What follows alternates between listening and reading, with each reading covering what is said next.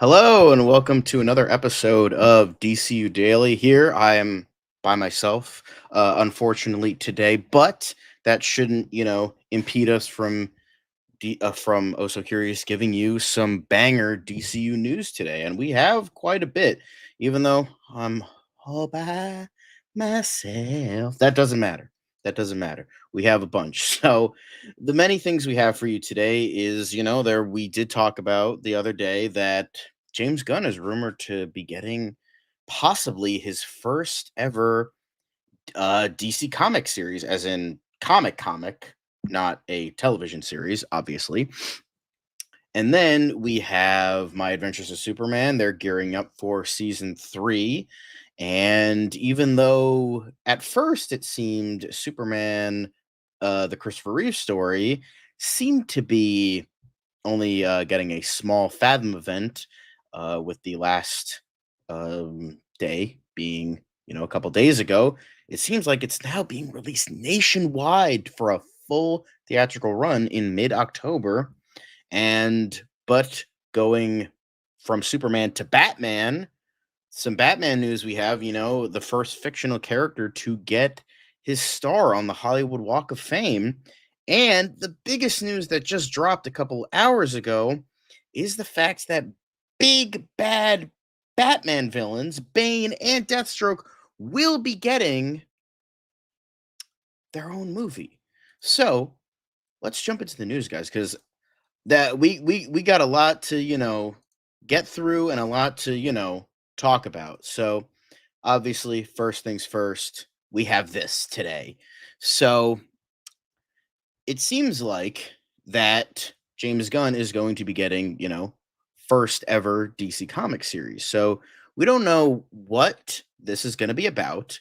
Some people have, you know, um, some people have made some theories as of right now that uh it's going to be Superman adjacent. It's going to be, Superman it's going to connect to the film, and it's going to, you know, uh connect. It's just like going to be like a tie-in comic, kind of like what David S. Goyer and some other writers did for Man of Steel back in the day, where they had a comic featuring Kara Zor-El and how it led to like the open pod that was in like the Fortress of Solitude ship thing in the actual movie.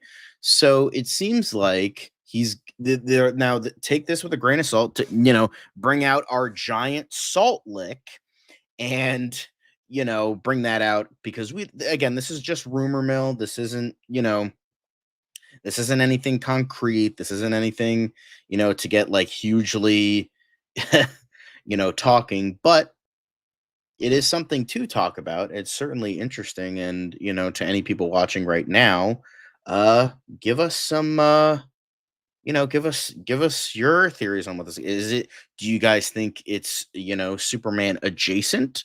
Do you think um it's going to be something else entirely? Is it going to be another DCU project adjacent? Maybe Creature Commandos, maybe the Authority, because a lot of people have been saying in the comments here, as well as some articles I've been seeing, is that James Gunn, he's this Authority movie is going to be a huge passion project for him.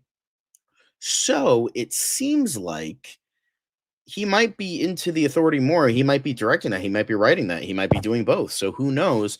But some people have theorized that maybe it's going to be adjacent to the Authority, because it seems like he's really into that as well. But let us know what you guys think. Anybody coming in? I know it's a little bit of a slow start, but we're going to get there soon enough. But yeah, it's definitely interesting. Do you guys think Superman adjacent, DCU adjacent, or something totally new? I mean, J.J. Abrams made a Spider-Man comic way back when that everyone forgot about after the first issue. But we'll see when we get there. But that's not all we have, Superman related today. Look at Jack Quaid being all fucking happy and shit. Look, they are starting season 3 with My Adventures of Superman. So I don't watch the show. I'm very uninterested with this iteration, but it seems like, they're starting the voice work. They're starting, it's usually voice work first and then animation, I believe. So if I know correctly. uh, but yeah, it seems like, My Adventures. I mean, we did get that promo image with all four of them doing the kind of Abbey Road thing. And then on top of that, we are also getting um we also got that those images of Superboy, because it did we did get the confirmation that Superboy is going to be coming in and you know coming in and into season 3. They're really introducing every Kryptonian in this case. So, I mean, this is one of those shows where you know, uh it's a lot of fun. It like kind of has like this equal blend of, seriousness and not so serious, like a very campy, very fun, but it also like sticks to the guns of Superman and no pun intended. But yeah, so anybody who watches the show, I think that's very exciting. And I think that again, do you guys have any theories on who else is going to appear in season 3? So it's entirely possible that, you know, other characters might appear, not just Superboy. And it looks like clearly we're getting the 90s Superboy with the leather jacket, the sunglasses, the onesie suit, and everything. So, look at our happy boy right here. Look at our happy boy. I mean, I have said many a times that if they ever rebooted Superman in the 80s and like they just got rid of Christopher Reeve for whatever, and he never wanted to do it again. Maybe he never did season or episode, or Jesus, I can't even talk today. He never did Superman 3. I would say Dennis Quaid would have been the most perfect version. He had the face, he had the acting ability, and he had the look for it. I think he would have done it. So it seems very interesting that Jack Quaid is now voicing the character. And then on top of that, he did audition, as we all remember, he did audition for the official Gunn Superman film that is coming out next year.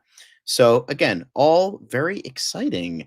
We are, a lot of people are waiting with, bated breath to, see what this new season will, bring us because, I mean, I've heard nothing but great things. It's just I'm not a big anime fan, and I've also like heard some like story beats I don't really like that much. So that's just me. I know there are probably tons of people that like it a lot, but that's just, my opinion. Maybe I will eventually watch it for the show. Who knows? Maybe season 3 will finally get my goat or something.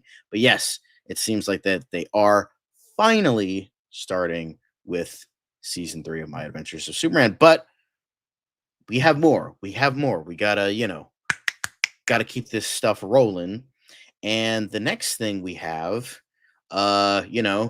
Christopher Reeve, the Superman story, is now getting a wide release. It's getting a wide release October 11th. So in case you missed it, and though it previously it was specifically a Fathom event, and it only got the 21st and the 25th, the latter of which was Christopher Reeves' birthday.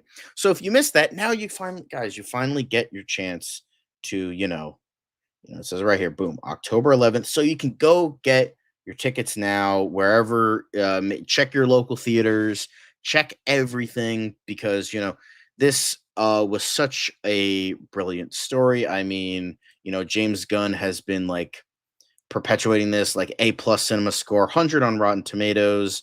Now you can see it in theaters October 11th, and assumed after that point it's going to appear on Max. But yeah, I finally did see it. I'll give you my like quick review right now. Um, but it was a very well made like ignoring like how he was as a man, what it's trying to like showcase in the film. Um, it was very uh it was very heartbreaking. It was very sad. I felt like that point is very obvious, but on top of that, it was a very still an inspirational story, very hopeful story, and it showed like the humanity behind Christopher Reeve, how he wasn't really perfect. He, wasn't the best father to his first two children, and then on top of that, he still dealt with a lot of doubt. He still dealt with, certain thoughts and things of like, can I survive in this chair? Is there any way I can actually live? Um, but on top of that, on top of everything, it was still an overall very inspirational story. You have a lot of actors coming in talking about him, and overall, it's just a very well done documentary. As the person, the Sean Mallory, saw it last night with my son, an absolute heartbreaker and triumph of the human spirit simultaneously. Loved every minute of it. Yep. I would probably give it like a 9.5 out of, it's probably a 9.5 out of 10. It had some like weird editing choices in the beginning, like when it was going back, because the way that the documentary is structured, it goes back and forth to like post accident, like the accident and post accident, and prior to him getting Superman and during that time as Superman, how even though he was in a lot of great films and he himself was a great actor, there was the whole idea of the Superman curse. I mean, that's less getting perpetuated nowadays, but there, because like there was the whole idea of like anyone who was in a Superman production is cursed, like George Reeves was allegedly, well, he killed himself, but allegedly there was like mob connections, and he got silenced. He got Jeffrey Epstein, and then there was Christopher Reeve's accident, and then dying 9 years later. And then there like Tom Welling having no career afterwards. Henry Cavill is kind of in that cursedom as well, but there was the whole idea of the Superman curse. So, and then as well as the fact, he got typecast. George Reeves got typecast. That was another big thing of the Superman curse. They all got typecast as Superman, or they only wanted to see him as Superman, even though he was in a lot of great movies. Like I heard Somewhere in Time is great, and there were a lot of other films that were mentioned, and so it's a very sad story. Bring your tissues. I know. I brought my tissues. I brought a ton of tissues. I was crying throughout the whole movie. It plus there is that extra step of um Robin Williams as well being his friend. There is the sadness there, because he would eventually kill himself. I think it's like almost 10 years ago now. I think he died in 2014. So you see that as well. So yes, Ron, it's just me today. Unfortunately, no Dan, no Angelina, and hey Hunter Iggy, hey Antonio. You guys are finally coming in. Lucario, nice to see all you guys.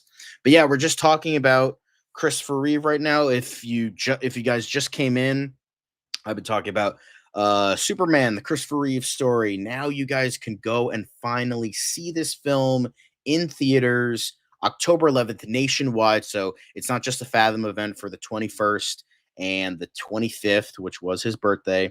You guys can now finally see this nationwide. So book your tickets now. It's such a great, and I was explaining, it's such a great story. It's like almost a perfect movie. It's a well-made documentary. It's inspiring, but it's also sad, and it's showed the behind the scenes of like a flawed man, but showing that despite everything, despite his flaws as a human being, he still became a quote unquote super man. And even though he didn't see himself like that, he still, he's done so much. Like the Christopher and Dana Reeve Foundation has done a lot for people you know, with spinal cord injuries, and and well-being of people with spinal cord injuries, because they actually touch on that in documentary. There are people like, well, I don't need a cure because I don't need to be fixed, type of thing. And that was definitely a solid point of the documentary. So that I think that was very, I thought they touched upon a lot of things more.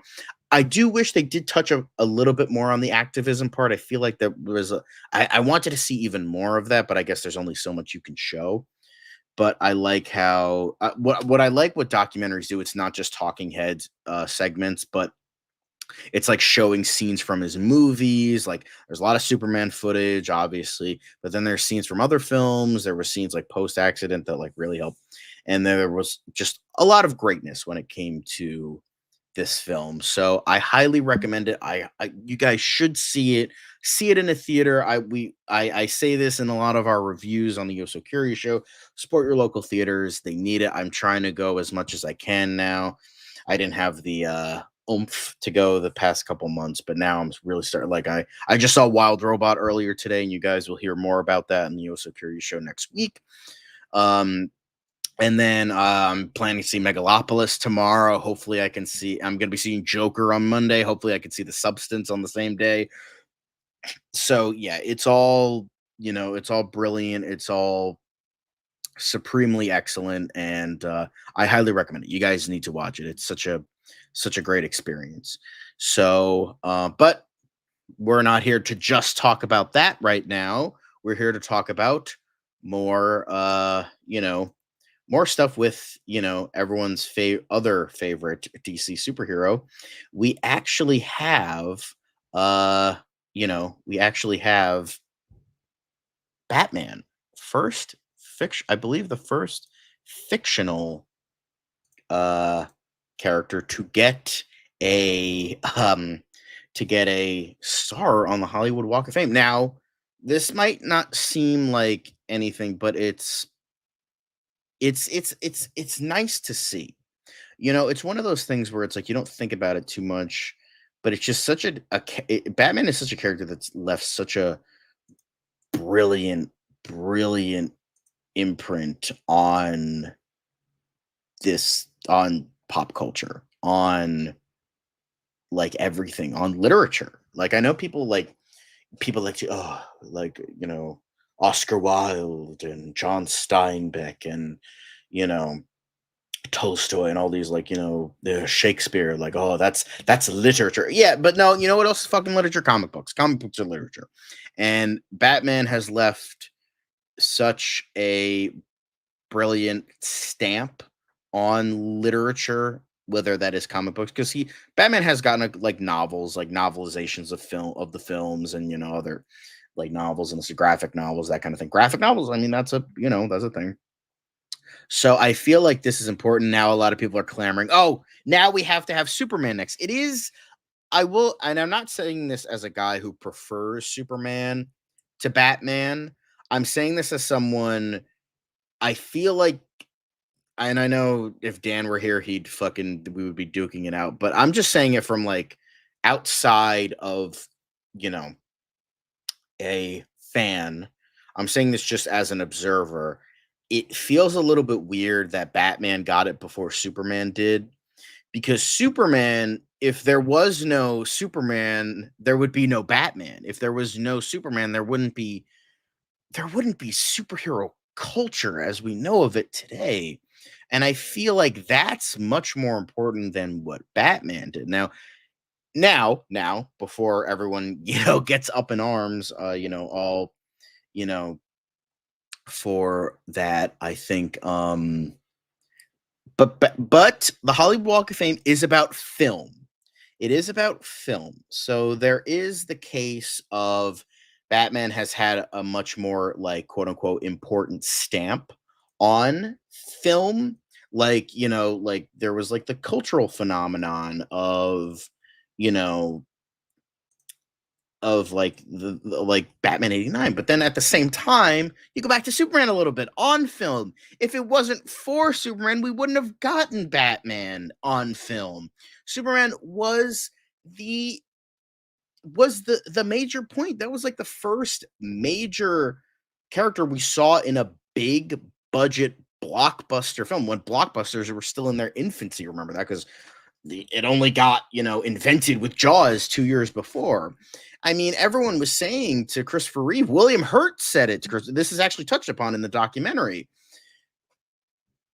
You're throwing your career away, and he did kind of at the point, because like superheroes were not major back then. They were like the only stuff was like TV shows. Like you had like the Hulk, you had Wonder Woman, And I mean, you had the previous television series with George Reeves. So it was like, oh, you're throwing your career away, man. You're like, what are you doing? And but then like the fact that Christopher Reeve took it so seriously and he was like, oh my God, I need to show the respect to this character, even though I'm not like he wasn't really as familiar in the beginning. Like he really got into it. And it was so brilliant. So I feel as though a little bit. Again, I don't want to be mean towards Batman because Batman, it has been, integral to a lot of things. Like the cultural phenomenon of the 80s and 90s was all about Batman.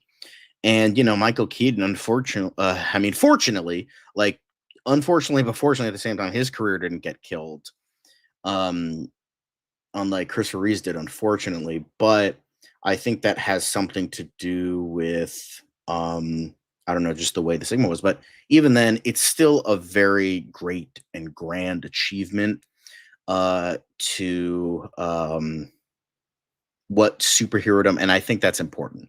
No matter who it is, I just think Superman deserved it a little bit more because without Superman, we wouldn't have gotten Batman. So Superman, we owe a lot. We owe everything to superhero culture to Superman.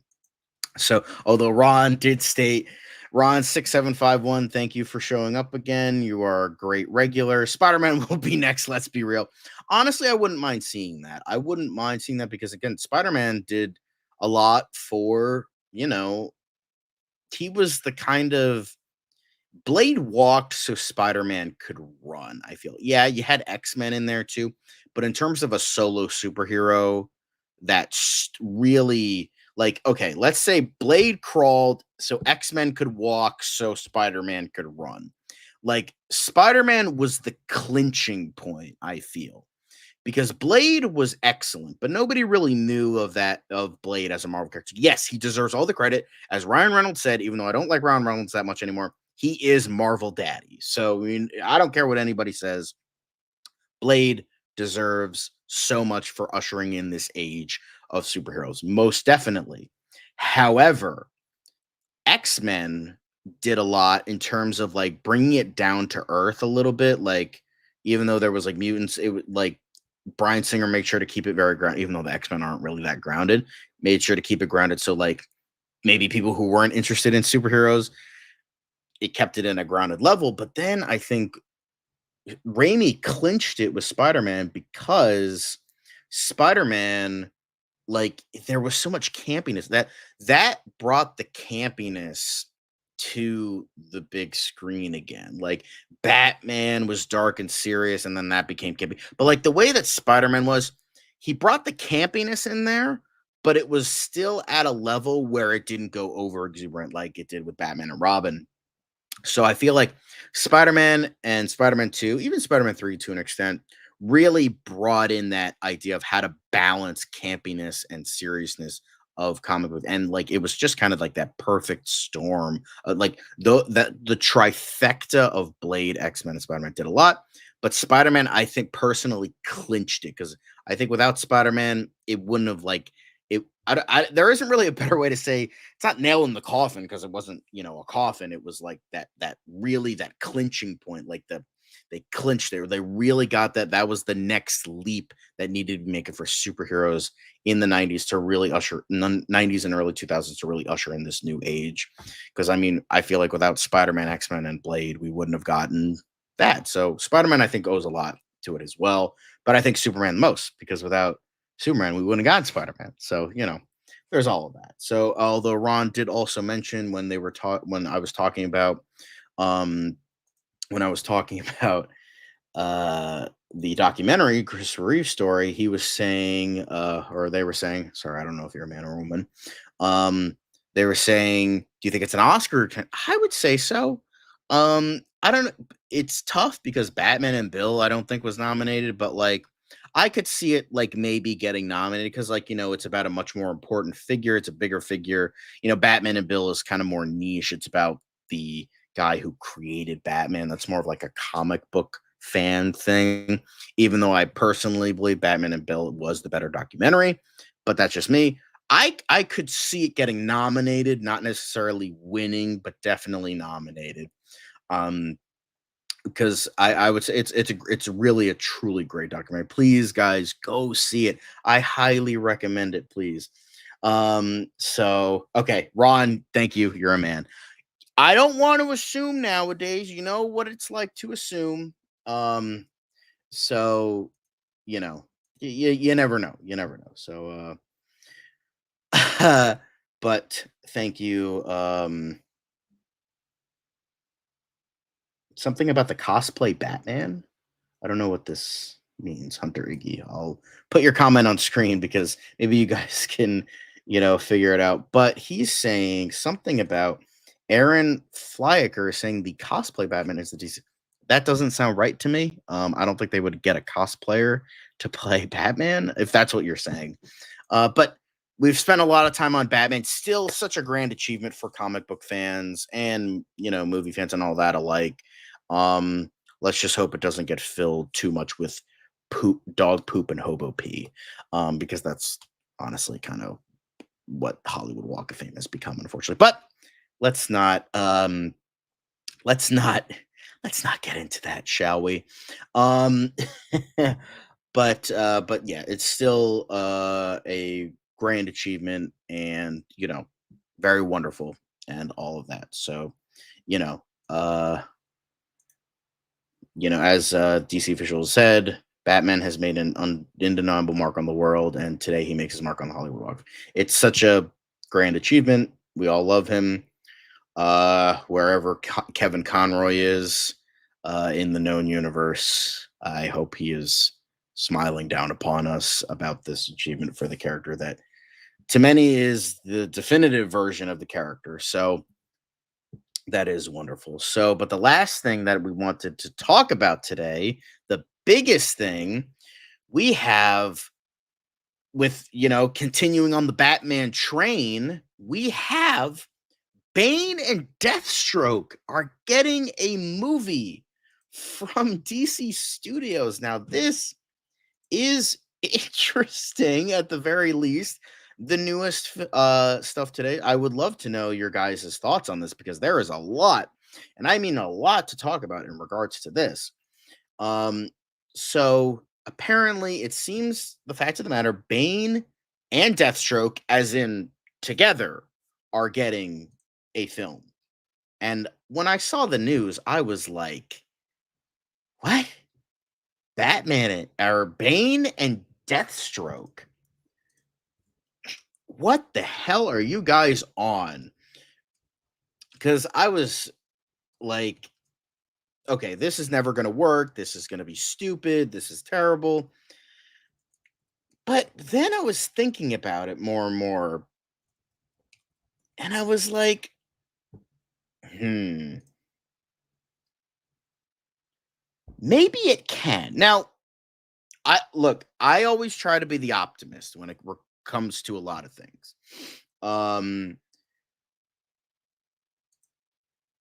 I think okay. So I know I'm just like trying to try to find the right words with y'all because I'm trying to figure this, but I think it can work.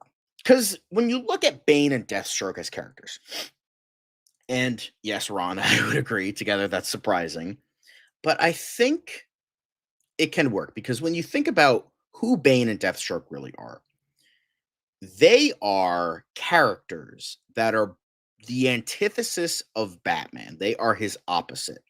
Now, Bane was the OG antithesis. That was like he was introduced in the 90s, Chuck Dixon and one other, I forget the artist, but they introduced him during the whole Nightfall arc and all that. Or maybe like right prior to Nightfall. But Bane was, the character that broke the bat, like that famous if Dan were here, I would be able to get off and get my Nightfall comic. Um but Bane was the antithesis because he was just as intelligent, just as strong, just as savvy and everything. Like he was Batman, but a bad guy.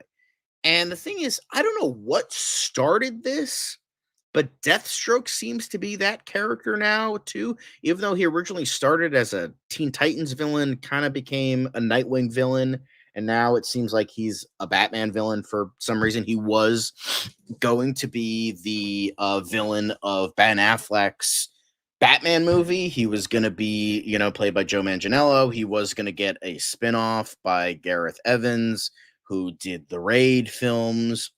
So I was like, okay, maybe we can make this work. So I feel like this would kind of be like the ultimate power couple to take down Batman. Now, I don't know. It's unknown if this is specifically a, you know, they're apparently developing a script. There's no director. Okay, so Chuck Dixon and Graham Nolan. So they go on to explain, with all this. So I feel like this is kind of them doubling down on the villain story. Because, Joker did well, $1 billion without China. That's definitely an achievement. Joker Folie à Deux has been getting some, even though mixed reviews, mixed to good reviews, and the projections are good. The Penguin received amazing reviews just from the first episode alone. So I feel like this is them kind of doubling down on the villain aspect. And honestly, I could see it working. Now, the thing that's a little bit worrisome is Matthew Orton is writing it. Now, Matthew Orton is he's the writer of Captain America Brave New World, which he came in to write reshoots. He wrote aspects of the script that you know, uh after, they had to reshoot the movie. And they reshot that movie like 3 or 4 times. So that's a little concerning. However, I believe in the article he did write the Operation Finale, which true life drama about to capture the SS officer Adolf Eichmann. It was Chris Weitz directed and had Oscar Isaac and Ben Kingsley. Devil's Peak, I've heard that's very good. Cleaner, and he also worked on Moon Knight. So there's something that it's certainly a step down, but I think in terms of who was initially attached to the project, and we will get to that soon enough. But Matthew Orton is certainly an interesting pick. Um, you know, I think um you guys, seem excited about this. But I think yes, because of Arkham Origins. Yes, you're correct. Arkham Origins really started this whole fucking Deathstroke as a Batman villain train when that's just not the case. I don't consider Deathstroke a Batman villain. And you know, uh Watcher was saying, he thinks it can work. Both are murder series. Deathstroke leads the Secret Society, and Bane leads Secret Six. Gunn could be setting those teams up, and Gunn can also show us the underworld. That's what I meant to say, the underworld. So that could work as well. A lot of people. I remember my friend posted this, and he's like, "I want a Secret Six movie. Give me a goddamn Secret Six movie." Honestly, I could see Secret Six working. That could be really fucking awesome and could make this work. I mean, now it seems to be that we don't know if it's an Elseworld story or it's DCU connected. Considering that all the villain projects we've gotten so far, both Joker movies and the Penguin, are Elseworld stories from the mainline DCU, I have a strong feeling that this will be an Elseworld story. Now, I'm curious to know your guys' thoughts because it seems like Elseworld story makes the most sense because I feel like with their intelligence, their brute force, their just like everything about these characters are so, and combining them together, I feel like the only way that could result is a dead Batman by the end of the movie. So, or unless they really showcase Batman smarts, but like it just seems like, nah, fam, this is the end of Batman. So that's um, the Watcher uh was saying, this could be a Secret Six movie. It's just a temporary title. That could also be the case. That could also be the case. Because a lot of a lot of people have been wanting a Secret Six movie, uh, Secret Six project at least. So maybe that as well. Now, I did want to know your guys' thoughts. Now, I kind of now we can't get into fan casting too much because we only have so much time. But uh, who could and should direct this? Now, I love to fan cast. I love to director cast, write cast, whatever. Now, my ultimate one. Now, Matthew Orton is writing. I would love to see Gareth Evans come back to direct this because he was trying to make this work, and the DCEU, they were just green lighting projects left and right and not really giving, you know, people the time of day.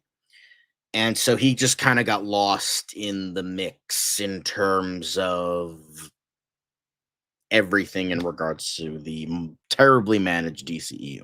So I'd love to see Gareth Evans come back. That would be fucking amazing. I think he definitely deserves it. He's a great director. I've seen the Raid 2. I've not seen the first Raid because a friend of mine, she was like, I love the second movie. I haven't even seen the first movie. You need to watch the second movie. It doesn't even matter. It has almost no connection to the first one. Like, okay, Raid 2. Excellent. So I would love to see Gareth Evans. I think that would be a tremendous thing. Chad Stahelski could also be a great, or Chad Stahelski. I never know how to pronounce that guy's name. Chad Stahelski. He would also be great. I think he would be a great director to helm this. I know they're working on John Wick 5, but who knows if that's actually gonna, come out or if it's in development hell. But I would love to get like a really good action director. Like, I think in terms of I think Neil Marshall deserves another chance. I think he would direct a really good Batman movie. He's mostly a horror director. He did unfortunately direct that terrible Hellboy movie. I think he deserves another superhero chance. Neil Marshall could really do it. But I'm curious to know your guys' thoughts. Um, but I would absolutely love I think here's the thing. Here's the thing.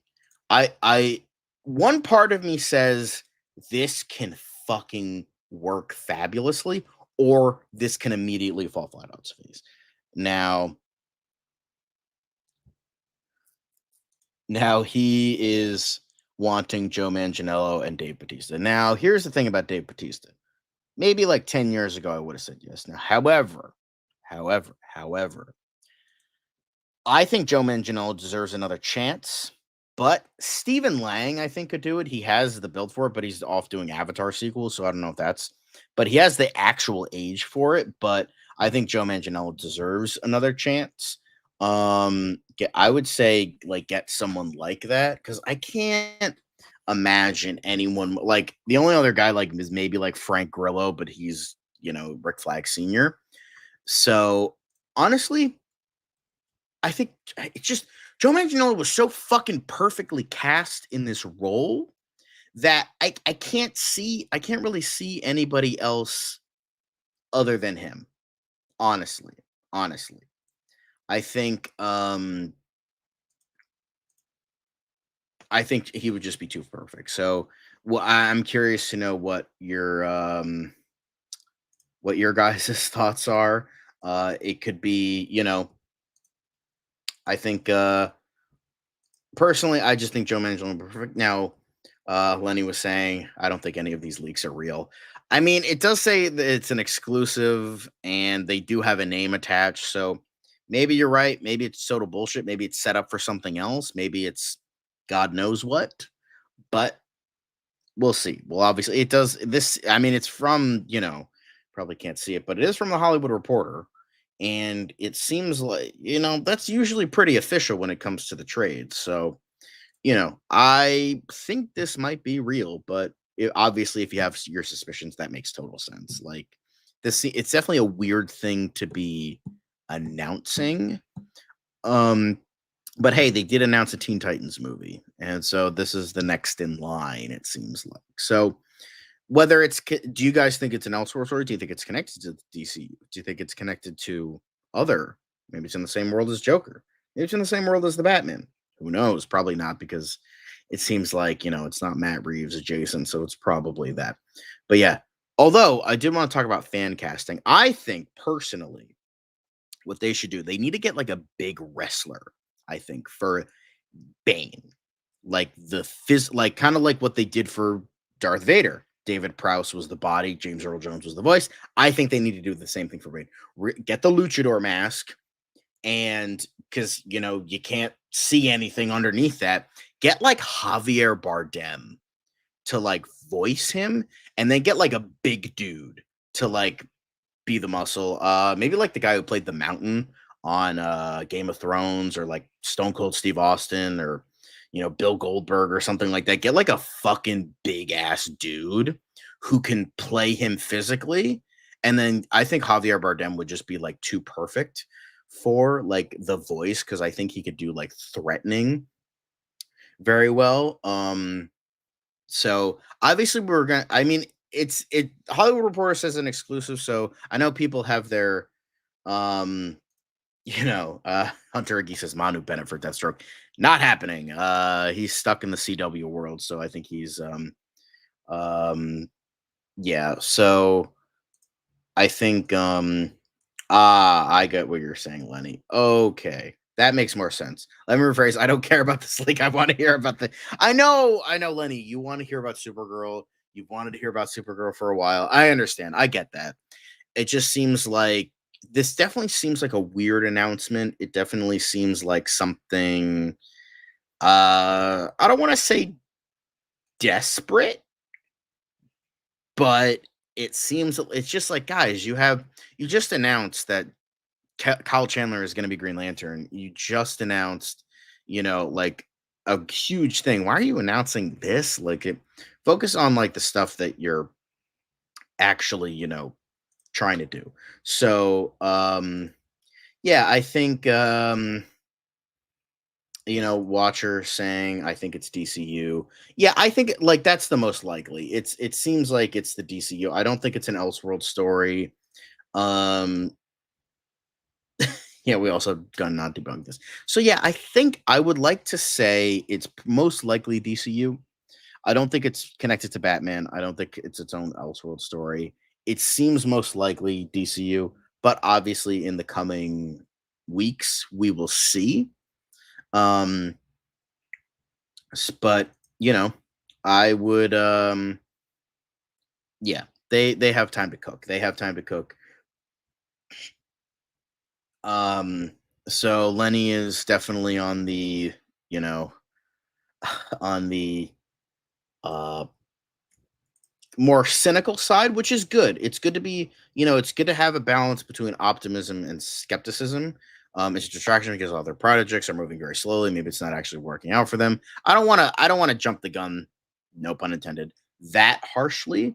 But I understand, like you want to see all this stuff going. Like I know it's like it just seems like, especially in this world, and I think I was explaining this last week at some point, maybe earlier this, I think last week I was saying like in this world of the internet, it's so slow. Like in the like when like you got to just keep that constant news, and I think like James Gunn is a little bit too hung up like everything needs to be perfect, when like that'll never be the case, because not everything can be perfect. Not everything can be, micro, like, it's like that meme with Walter White like putting the fucking meth in the bottles of like the test tubes. It's like it's not going to be that perfect.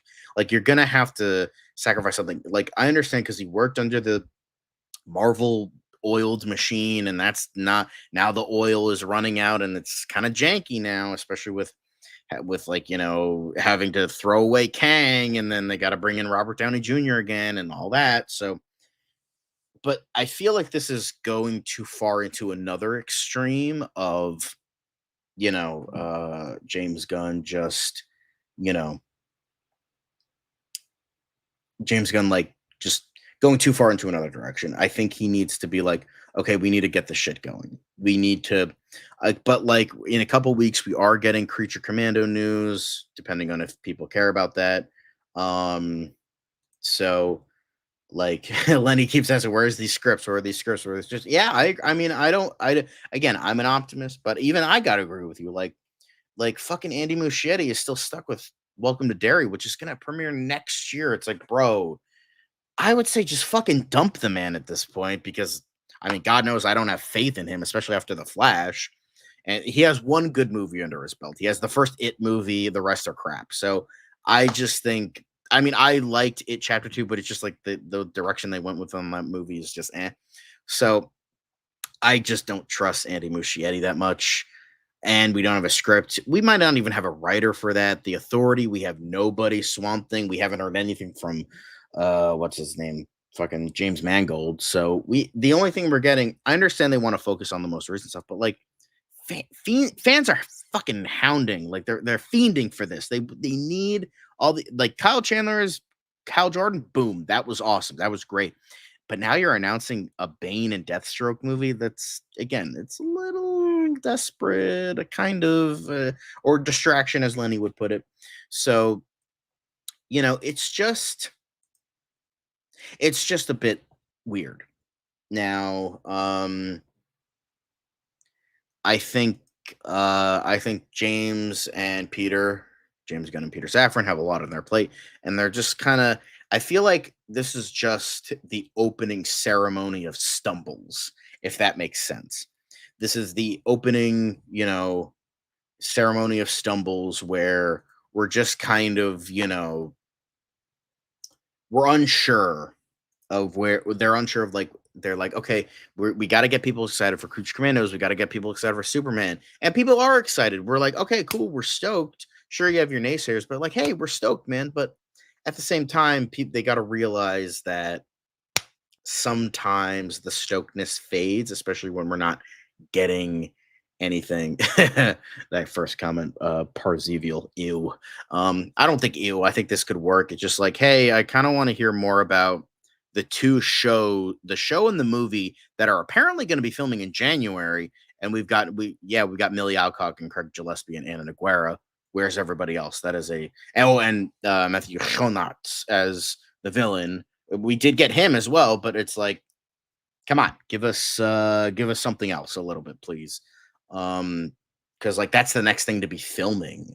And Lanterns, give us John Stewart at this point. Like we're fiending. We want to know more. We want to know everything right now. Um but yeah, I think they're so caught up with like keeping it a secret because they think the mystery will build hype.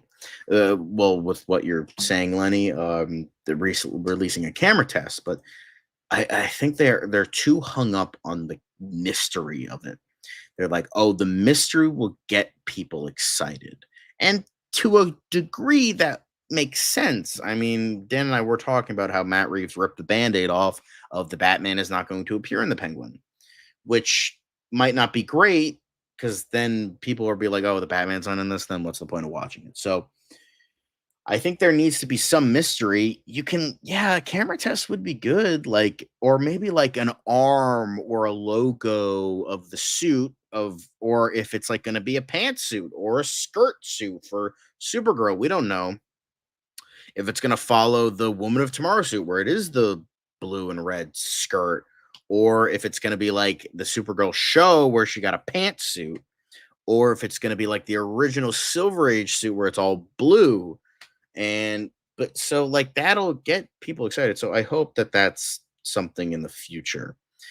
Obviously, we are going to be we're getting to this, but I think Bane and Deathstroke, it's a good idea. It's just like it right news, wrong time. I think they should have released this news probably in the middle of next year, like in the middle of filming for Lanterns and Supergirl, like sometime in like February or March, maybe like right before Creature, maybe right after Creature Commandos. I don't know. It just premieres. I don't know. It just feels weird to me, and I think it's just a little wrong. I don't think it was a bad idea to totally release this news. I just think it was the wrong time, and I feel like they could have done. Um, I don't know. It just if you somebody recommended Bradley Cooper as Deathstroke. Nah, he's busy with Rocket Raccoon. He's busy with chasing that Oscar. So I don't think that'll work. He's just too funny. I think. Yeah, he could be serious, but like not in like a Deathstroke kind of way. He's not, like threatening. But you know that we thank you guys for the interaction. Um, you know, Ron saying, both DC and Marvel are kind of desperate right now. Lenny is also saying mystery is stupid. Where's the hype? I'm just annoyed. Yeah, no, that's fair. Um, Fiona's I think she might be sleeping right now, might be a little bit late. They're off doing their own thing. So yeah, unfortunately Fiona's could not join us today, but that's okay. Maybe next week, maybe Monday, we'll get her and we'll get we're gonna get Dan back on Monday. We're maybe gonna get Fiona back. Um, but that seems to be it for today, guys. Thank you all for watching. It was a little bit of a slow day. I was by myself. I'm not as charismatic as Dan. I know. I'm sorry, guys, but thank you guys for watching. You guys all coming in. Give Dan our best. I will give Dan your best, guys. I know how much you missed him. I'm gonna say how much you missed both you guys. Radioactive, Trey Daniel, Lenny, the Watcher, Ron, Hunter. You guys were, ooh, I just saw Radioactive's coming. Dick Grayson versus Bane and that would be awesome. Dick Grayson versus Bane and Deathstroke. That would be pretty fucking cool, not gonna lie. So, but you know, thank you guys for watching. It means a lot. Don't worry, Dan will be back. It's just a temporary thing. But you'll be back Monday. And but thank you guys for watching. Please like and subscribe, guys. Like, comment. If you're not watching live, please still comment. Maybe you could be featured on a future episode. We didn't have a lot of fan comments, so we decided not to feature those here. But today was a weird time. But if you're subscribed, click the bell so you know when we go live, because a little bit of an awkward time, a little bit late, but that's okay. But yeah, subscribe, hit the like button, hit the comments, hit the bell, hit everything. But that's it for today, guys. We'll see you all later.